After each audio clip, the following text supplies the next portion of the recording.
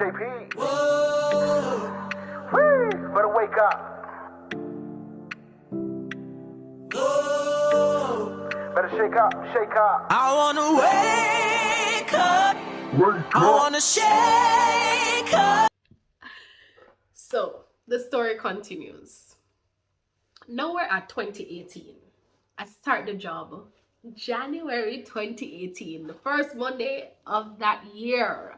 I am now a community development officer. This, in my mind, is my dream job. Actually, I have a different dream now.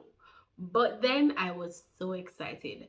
I really thought that, oh my God, I'm now in a position that I never even thought of. Honestly, 2015, this was never a part of the plan. This was not a no vision board that was never created. Like, this was not what I was pursuing. But because of my obedience, I got a government job and I was excited. I was so excited because I was now in the capacity to do what I was doing in Women of Destiny now at a broader scale, creating greater impact, having the connection and the resources to do so for persons in their communities, to get them involved. I was so excited, and so I was so open to learning. I was excited to learn. Like, this organization have everything what you want to know about and really to understand as a social worker, community development practitioner. It was all there, and because I was not officially trained, I was excited, very, very, very excited. And during this time, now that I have a stable job, I started feeling uncomfortable in my home. Like, I don't feel, I had a car now. The other car I had belonged to my cousin, big up yourself, and it got damaged in a flood that Montego Bay had. So I got a new car. And you guys will hear me talk about this car because this car is truly a blessing.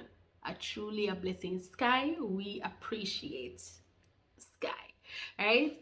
And so I couldn't park. I was very uncomfortable. I don't know if you experienced this on your journey where things that was normally okay for you become, your body just and I just was not feeling comfortable in my community anymore.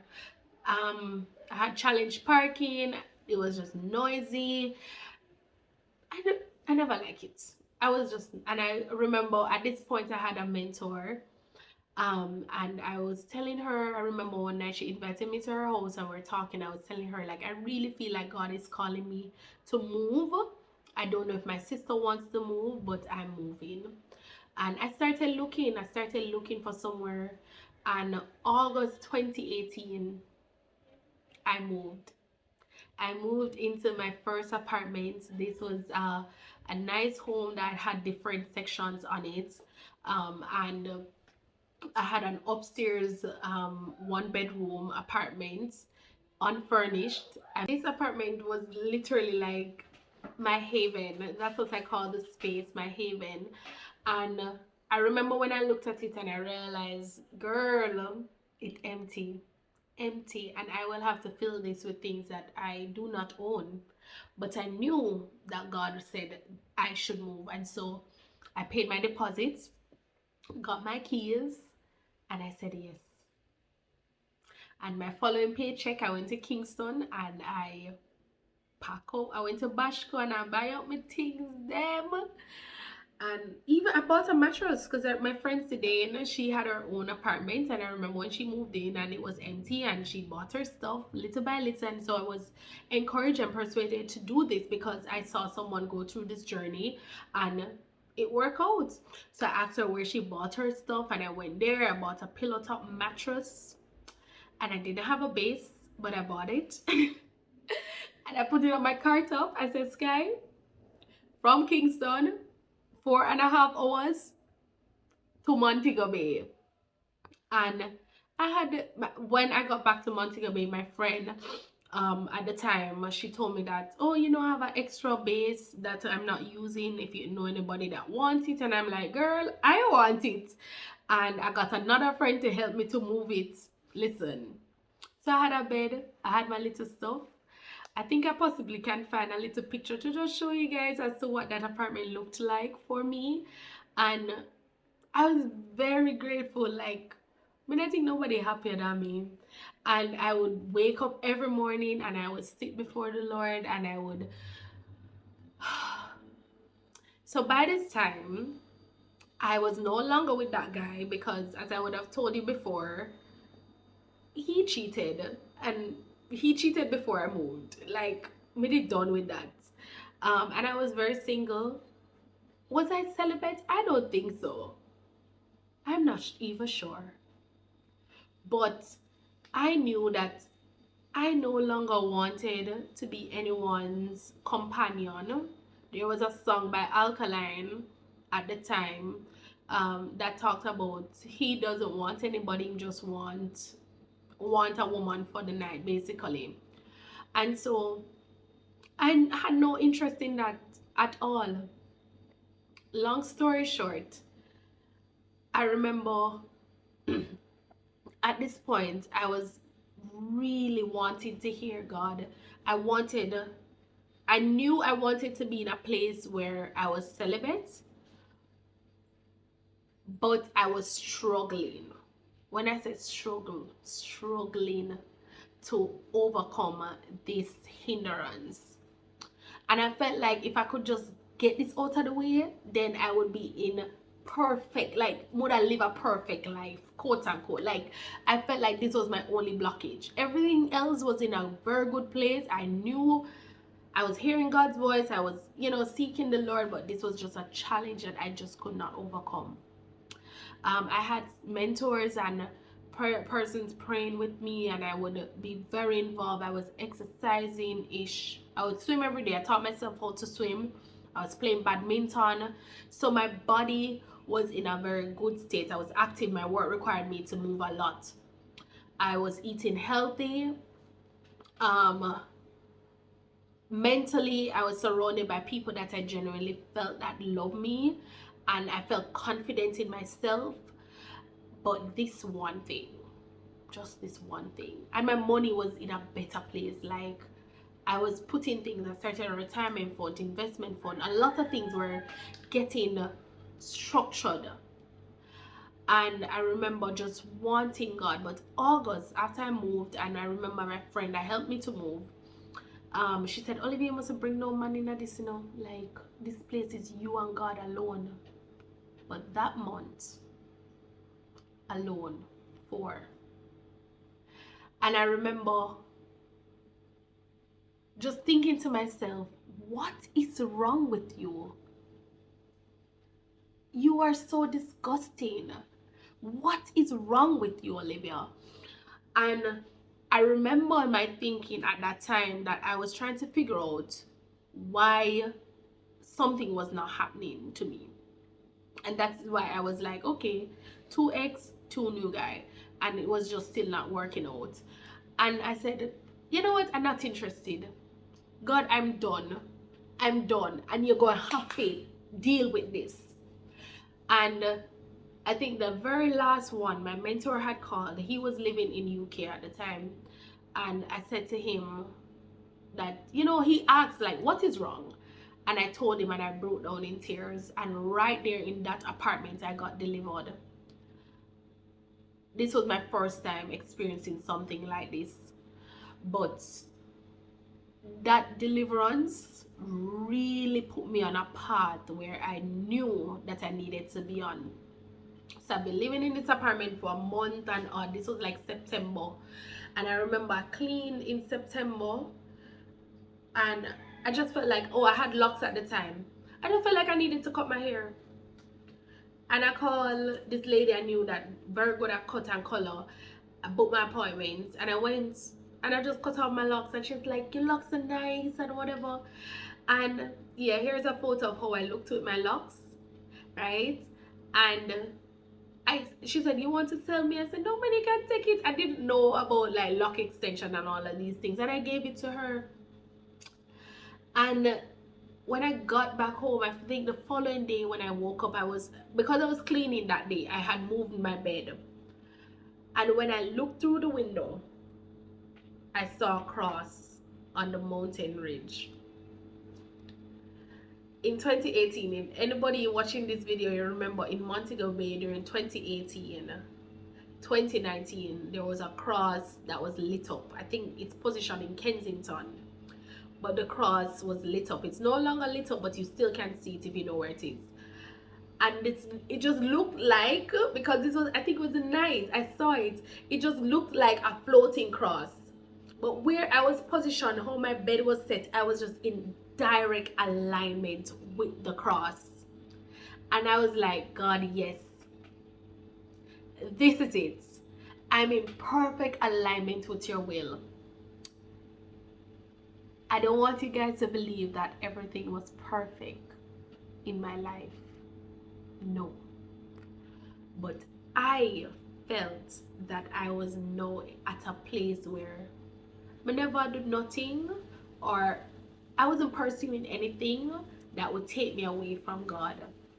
And even in his word that speaks that he will always come to find us, I knew that he was always seeking me, and I just needed to seek him and to get rid of everything that would block that relationship. That time I started saying, God, I'm ready. I'm ready for my husband. Cause your girl working, she got her money, a little bit of money, cause government not pay enough. She got her women's group, and I got God. Like, I was ready. I no longer felt. I just felt like my sister and I were going to church, and so we know what the word said together, but I had no one to share that with afterwards. And I really love talking about God, and the other guys in my phone, they weren't the ones. So I remember just praying, and I did a vision board. I just really pursuing God and just listening. Everything that he told me to do, I did.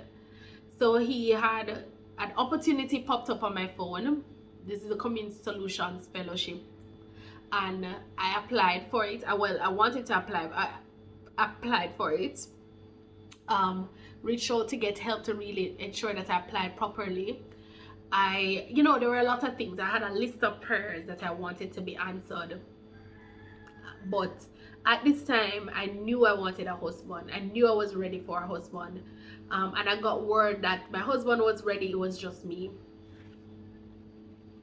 So your girl, everywhere I go, I looked like I would meet him.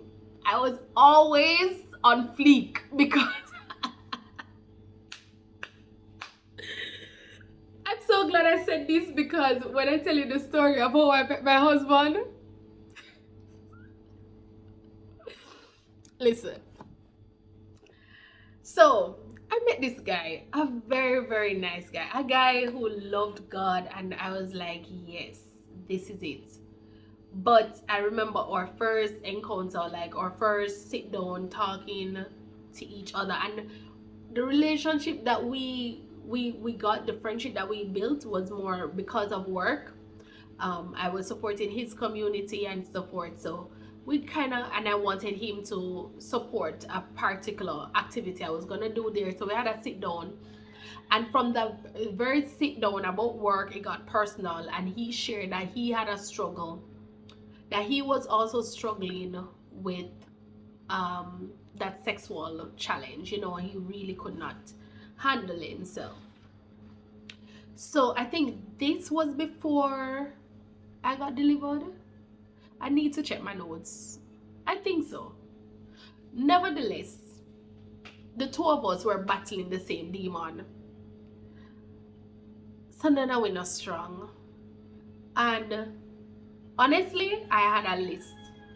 I had a list on my wall for my husband. The difference with my list and a lot of lists that I have seen is that my lists were not physical things. My lists were more heart conditions. So I wanted someone who was family oriented. This guy was. I wanted someone who was all about the empowerment of other people. Big on service. I've learned so much from this guy. Best believe he checked my box. But something just never always feel right. I just never felt like I could always be Olivia with this person. So just it never feel all the way right there. But in my head, this is it. I wanted it to be it. And so especially because what I told you earlier, like once I do that with you, we are together. So in my brain, like this guy's gonna be my boyfriend and we're gonna get married. Okay? And the more I thought that is the more he told me, no, Olivia. Because he's like me, like him can read our energies, him could read my mind, like him really did know say this is what me I think, and him just boldly tell me, no, Olivia, I don't want a girlfriend, I don't want marriage right now, I'm not about that. So no. But in my head he is my boyfriend, he is my husband. And so I was praying for this guy, praying. I remember one Sunday morning, I call him or I text him. Something was said that I told him that basically I told him that God told me that he's my husband, and he said, no, I'm not your husband because God didn't tell me. And when he didn't say it like that, he wasn't that cold, but that's the essence. He really said like, if God gives you a word for someone or about someone, best believe he already told them. So I went back to God and I started praying. I said, God, if I'm being deceived, take it, like open my eyes, open my ears, open my spiritual mind, like open everything to you and only you. And my friend Sidane and my sister were at the apartment. So this was later in the year, like November 2018. And I remember I was packing up some stuff and a ring fell out of Sidane's bag. I found the ring today. I should show you guys the ring. And I took up the ring and I said to Sidane, may I have this ring? I believe this ring belongs to me. And the color of the stone was turquoise, which is my favorite color. Like for stones, I like that color, that blue color. And I remember I went into the bathroom and this song Forever Is a Long Time by Jason, I don't remember his last name, but started playing, and I just felt like the Holy Spirit and I were walking down an aisle. I literally felt like this was my wedding day. I felt, I don't know how to explain it. It was just a beautiful experience. And I just said, yes, God, you are my man. I choose you and only you. I surrender him and whoever else. I give them back to you. I want only you. And that's what I did. I said yes to God. And I put on that ring. When I got that encounter with God in that bathroom, I remember I shared it with my friend, my sister and Sidane. I said to them, like, literally, me and God married now, you know, husband or not, me good, me okay. And a week or so later, my mentor called and we were praying, and he gave me 3 prophetic words. 3 prophetic words. So during this time now, I believe, honestly, I got delivered, met this guy, fall, and I had to surrender and recommit my life back to God. And I said, God, you alone, don't need no husband, you alone. My mentor had called and we prayed, and he gave me 3 prophetic words, and these were the words. 1, be organized. 2, you're gonna meet a man by the name of Jonathan, and it is something good. By the way, Jonathan is not the husband. And 3, your husband is not in Jamaica. I got those words. I obeyed. I said, God, let your will be done. and I left it alone. Now came, this was December 2018. I got into a place where God just started pulling me. I went on a unintentional, unplanned fasting. Like I just couldn't eat. I just couldn't sleep. I just wanted to read the word. I was just feeling God, like everything. And I remember Sinead said to me, Olivia, you're gonna come out of your job. This job where you dress up nice I go to, you're gonna come out of that job. I said, girl, heck no. This is God's job. He gave me this. He's not gonna take this from me. I'm not gonna leave it. Not right now. 3 years time. Listen, the story gets even better.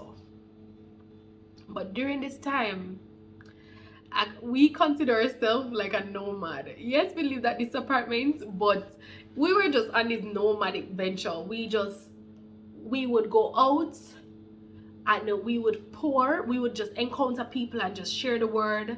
And when we got back in, we just had to refresh. And we did this. And we did this for weeks in December, November, December. And guys, I have to go wait and tell you the rest, but best believe everything changed. Everything in my life changed after that time. December 2018, I literally felt in that apartment, that upstairs 1-bedroom apartment in Montego Bay. I literally felt like the earth quaked and there was a shift. Like for instance, I was looking this way and God just shifted me. Yeah, it was a time where it was just so spiritually rich. This time in my life, I saw nothing in the physical. Everything I saw physical had a spiritual meaning to me. Everything. So you could probably call me an overzealous Christian, but I was very spiritually awakened in that period of my life. And December 27, I sat in my aunt's house in the same sofa that I sat August 2015, and we were playing a game that we play in Jamaica. And it's almost like this futuristic game where you create a box, you write a number, the age that you want, like forever, whatever, and you write place, like number of children, the vehicle, and some other things.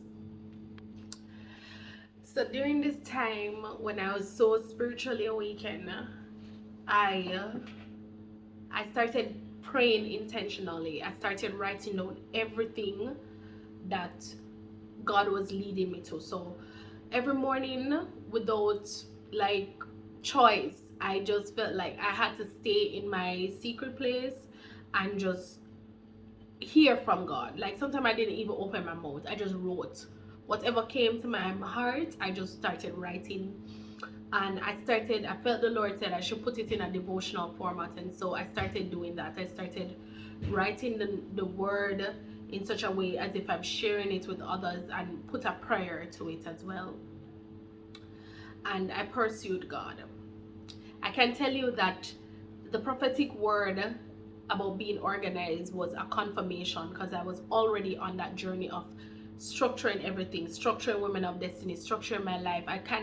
I knew I had gotten shortlisted for the Community Solutions program, and so I knew God was saying like this was for me, because I was doing the second interview at this point, and I just knew I was gonna get through. I really felt the urge, like this was what God wanted for me to do next. And so I was getting my things, my affairs in order, because I knew I was going to leave Jamaica.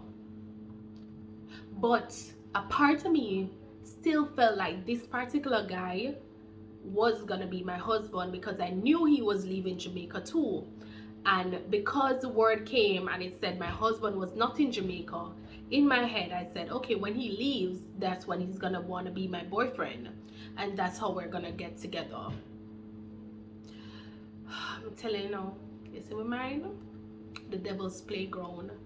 Nevertheless, I shared that intuition with my mentor, the one who gave me the prophetic word, and he said no. He just felt in his spirit that it's not him. He said, Olivia, it's not him, and you're gonna have to submit that desire back to God. And I did it, bawling, because in my head it all makes sense now.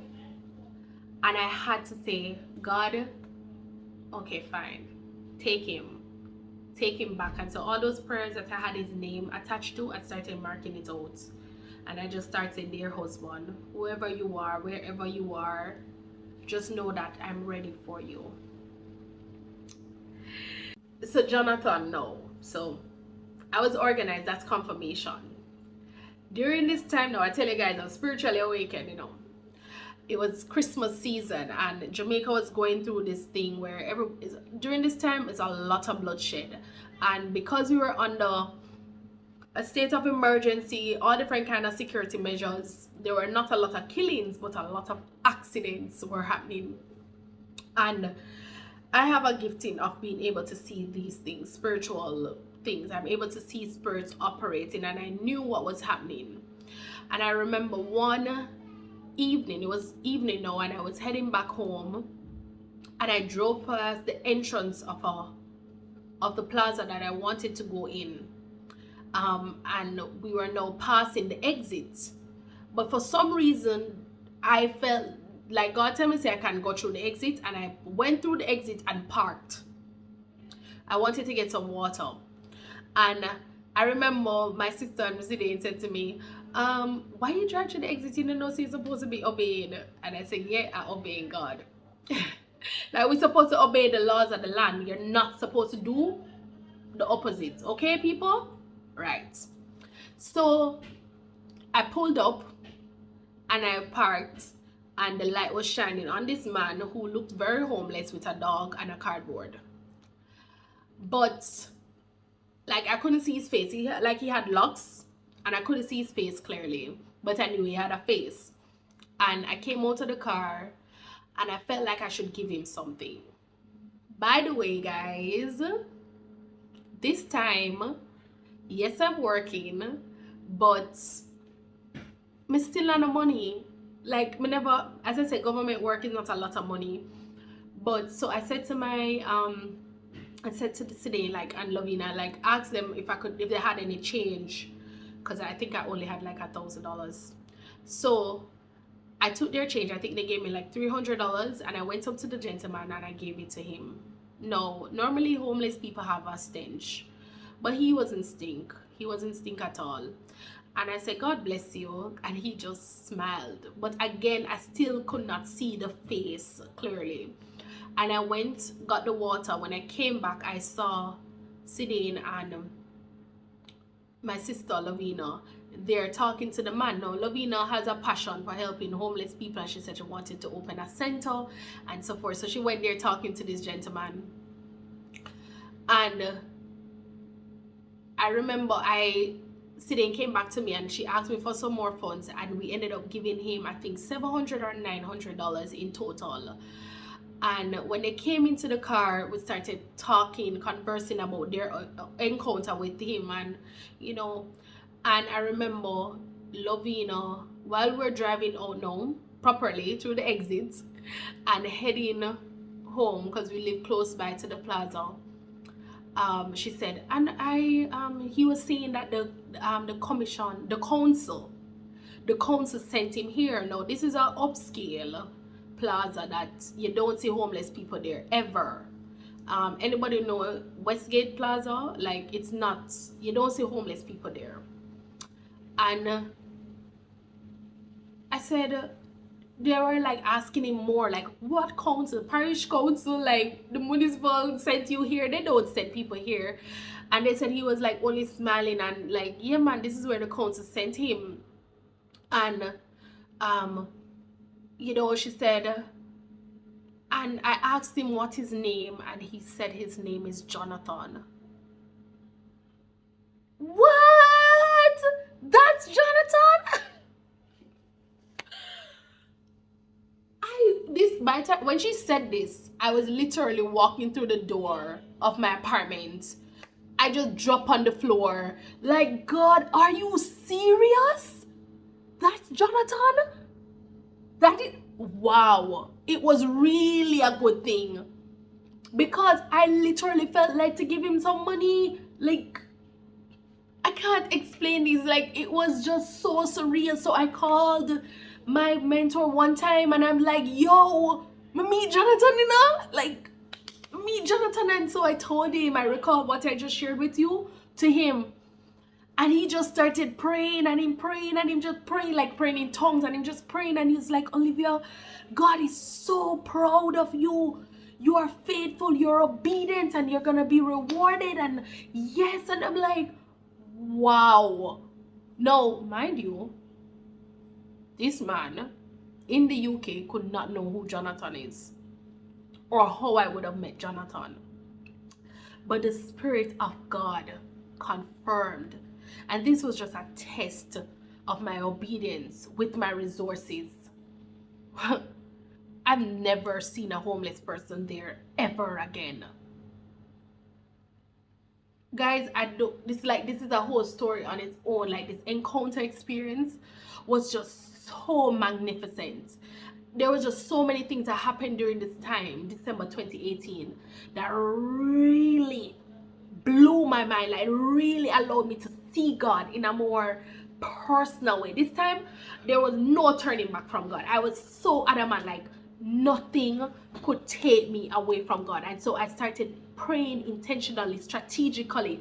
I watched the War Room again. I bought their books and I had the books and I started studying the word. I started pursuing God to listen. I am going to pray my prayer for my husband properly. You understand? I said, listen, I know what I just had to encounter and what the battles I had to fight in order to get to a place where I'm no longer falling in sexual sin. Right? I knew that the only thing left for this prophetic word, the 3 word I got, was that husband. And so I was very intentional about it. I got serious. I started acting like a woman and no longer like a child when it came around to this matter. And I remember I spoke openly that, listen, anybody I encounter or meet, we not have sex until we're married. I'm an adamant, or else you gotta go. I was serious. It not happening. We're not going to do it. And if you're not on that journey, then you're not my husband. And guess what? People told me to my face, that man they're not born yet. Basically saying that man is not alive. No girl like you can find a man that will wait on you. I canceled that word and I said, well, I believe he's a virgin. So God, you have to go work it out. Nevertheless, there's so much more to tell regarding this encounter, but that ended our journey for December 2018. 2019 is one for the books, and I can't wait to tell you guys more. But I feel like these videos are long enough, so you just have to wait for it. And my husband is gonna come and he's gonna share his journey, and then you'll learn more. So until next time, guys, love and light, and stay blessed. So until next time, guys, remember to subscribe right here, share, and like this video down below. So until then, bye. Wake up. Wake up. Wake up. Wake up.